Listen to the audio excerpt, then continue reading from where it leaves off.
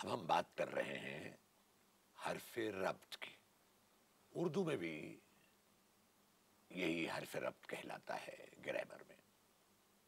इसके माना यह है कि वो हुरूफ जो दो जुमलों को, दो हुरूफ को एक दूसरे से मरबूत कर दें, मिला दें।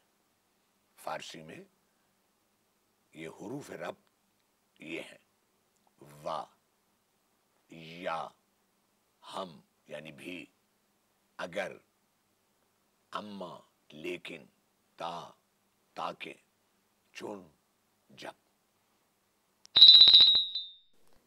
حروف ربط و، یا، هم، اگر، اما، تا، چون.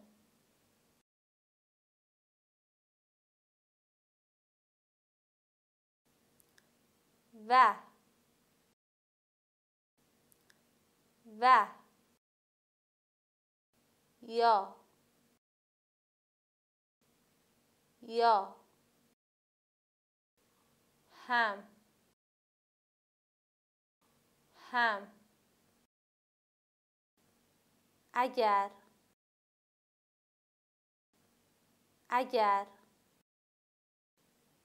اما، اما، تا، تا، چون، چون.